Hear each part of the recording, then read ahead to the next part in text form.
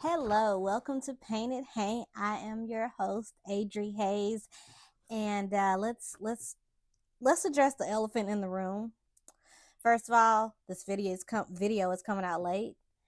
Secondly, um, yeah, that last one about the train disaster over in McDonough kind of messed your girl up. Like, I was sitting here, late at night, listening to that train come through over yonder across the highway, and it was kind of creepy. But because of that, we are going to talk about ghost towns.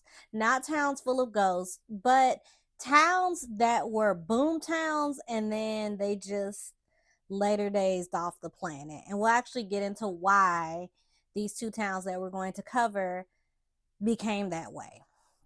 So the first town we're going to start with, oh, and secondly, both these towns are in Georgia, but the first town we're going to start with is the town of Auraria, Georgia. So Auraria, Georgia, I guess it would be considered an area now, but it was a town that the area sits southwest of Dahlonega, Georgia. So it was founded in 1832 after the land lottery, aka the gold lottery, here in Georgia, because we were actually one of the first ones to have a gold rush. But we'll get into that in a minute. So it within 6 months of it being founded would have 100 family homes, 18 to 20 stores, 12 to 15 law offices, and 4 to 5 taverns. And the population, again, this is within 6 months, was at 1,000. So 1,000 people, right? The city was named by John C. Calhoun, who owned the nearby mines, and it was even the county seat of Lumpkin County at that time, since that's where this county, or where this city was located, is in Lumpkin County, Georgia. So Calhoun chose the name Auraria because it was derived from the Latin word aurum, meaning gold, or like if you look at the periodic table, you notice that gold is named, or its symbol is AU. So that's where we get that word from. Now, the city was the scene of Georgia's first gold rush. Not a lot of people know this, but Georgia is one of the first places where they discover gold up in them their hills. And it becomes a big thing. So the city also had other names that were, some of them are normal, but others are just fun. So we also had Dean, Knucklesville, and my personal favorite, Scuffletown.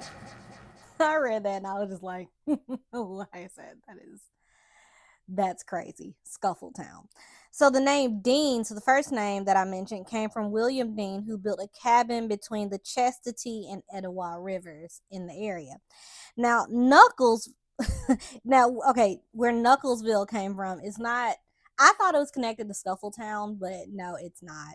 Knucklesville came from a man by the name of Nathaniel Knuckles, who would build a tavern, a hotel, and several other buildings to house the miners in the area.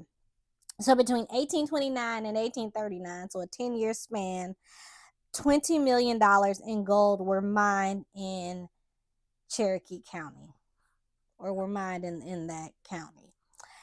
The gold lot contained 40 acres, most of which was where Auraria was located. So the area was quite literally honeycombed with gold mines. So it was jumping.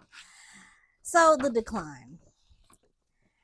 So Auraria starts to see a decline, starting with the county seat and the mint being moved from the city of Auraria to Dahlonega, which was just 9 miles away. Crucial businesses, because of this, would leave. So all those taverns, all those law offices, those are going to leave as well. By 1840, most of the gold had been extracted from the mines. So there's like hardly any of this gold resource left. So people start looking elsewhere to set up and live. But the final nail in the coffin was the good old California gold rush in 1849. That's what took Auraria and probably other boom towns or little settlements in the area out. Once people from Auraria left, the population would drop to just 300 people. So it goes from 1,000 to 300. Now, however, those people that left never forgot Auraria because little there's a little pocket of Georgia, shall we say, in present day Denver, Colorado. There was a town there, and I think it's still there, called Auraria, and it is directly tied to those that left for Colorado for the gold rush, left out west. And they named their area, the town they lived in, after Auraria, Georgia, here. So the second one is down by the coast, which is, as you know, my second home. And I actually have seen signs to this place or heard about this place whenever I'm down there. And the name of that town is Sunbury. Or is it Sunbury? Because it was originally named by English people. So I feel like okay, Southerners, we're going to say Sunbury or Sunbury. But I'm pretty sure the British would say Sunbury. Comment how you would say it depending on where you're from. So Sunbury or Sunbury is located in Liberty County, Georgia, on the south bank of the Medway River. It was established in 1758, but settled in 1752 by the Baker family. So Sunbury or Sunbury was possibly named for Sunbury on Thames. So the Sunbury or Sunbury on the Thames River in good old England. So it was a plant city. I did not know this. So it was a plant city like Savannah with 3 squares, 5 wharves, a shipyard, and manufacturing center for lumber and indigo.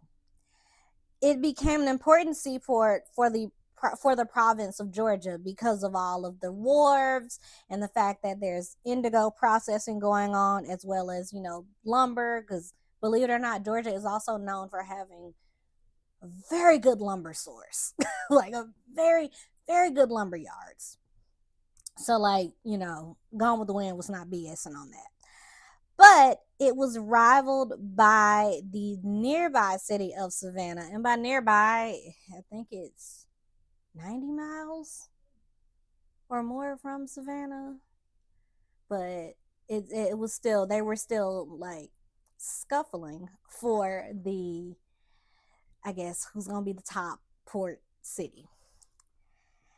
The town would experience several historic events and people. So they witnessed the Revolutionary War. There's even a fort down there where a battle was fought to protect the area by Americans. And the interestingly named Button Gwinnett also lived there. And by the way, I'm going to do a little bit of a TikTok about why Button Gwinnett is called Button, why that's his first name.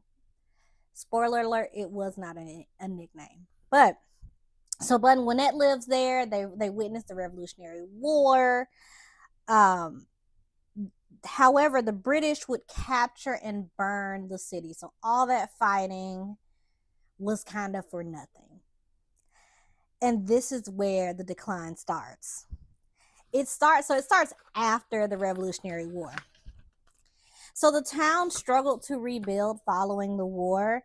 They would even lose their county seat status because they were so damaged. They were also affected, being that this is a coastal area, by 2 hurricanes and a yellow fever outbreak. Then, during Sherman's march to the sea, the town would be destroyed completely. Today it's no longer a thriving seaport like it was in the 1700s. It's actually like a little sleepy little hamlet that you can go and visit, and apparently they have a very good seafood restaurant that I kind of want to go to. And there is still charm though to be found in the Sunbury Cemetery and its original roads. And I've seen pictures since cemeteries it's like part some of my new content that I'm adding to the channel. But the reason I love this cemetery is because from the pictures I've seen, it's like those old school graves. Like like those headstones from the 1700s that are like they're like this thin, and they've got like the skull and the crossbone, like it's like that. It's got that RIP, like old school um vintage to it. And you can check out those pictures on TripAdvisor, and I'll post some up here for y'all to see. But yeah, the cemetery is still there. You can see a lot of the graves, I think some of which date back to the 1700s. You might even find some of the founders' resting places there. And they also have the original roads that you can still travel down. So while it's not a thriving seaport, I think it's still a very interesting place to see. And I can say the same thing for Auraria. How I came across Auraria was actually on my way to this winery called Monteluce. And I was with my mom and my cousin, and I saw like one of those historical markers, like those plaques that we have, and it said Auraria, and I was like, huh. So I wrote it down and then looked it up, and that's where I got this information from. It had been a mining town, just like, or similarly, excuse me. Sunbury had been a thriving seaport, and it had all these resources. Now the difference is I don't think that Sunbury used up their resources. I think that they just got hit with natural disasters and human made disasters, and that was it. But with Auraria, it was we we golded, we mined till we couldn't. We golded till we couldn't. We mined till we couldn't mine no more. So those are two towns that are now ghost towns that you can actually visit and see remnants of, and it's really cool. Like in Auraria, you can see the old I think it's a general store that was there. I can't remember the date on the general store, but it's pretty old.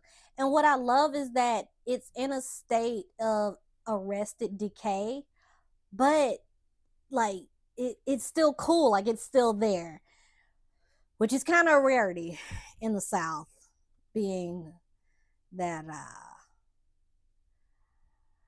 boy, the Civil War took a lot of things.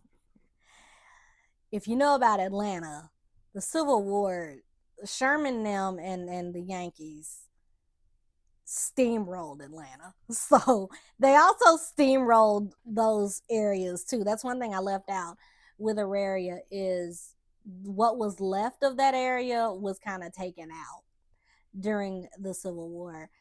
But I hope you like this video. It is not at all scary because your girl will not be able to sleep at night. Like seriously, I lost sleep after doing the number 7 train video.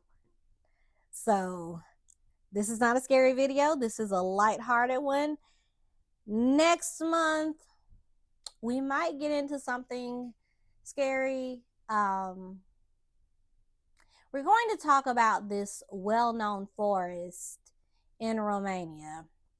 And it's right on time because we're getting into Renfest season. And while I'm not going to any Renfest because your girl is broke, I am going to wear a Renfest outfit in the video, and I'm very excited about that. And I'm very excited to talk about this forest because it is so, you might know it, but it is so like, it's so freaking fairy tale, like dark fairy tale. It reminds me of the setting of oh, what's that movie? The Brothers Grimm. It's on that level, right?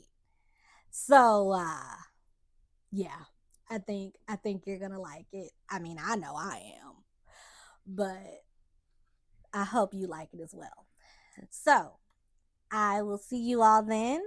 Please like, comment, and subscribe. And bye.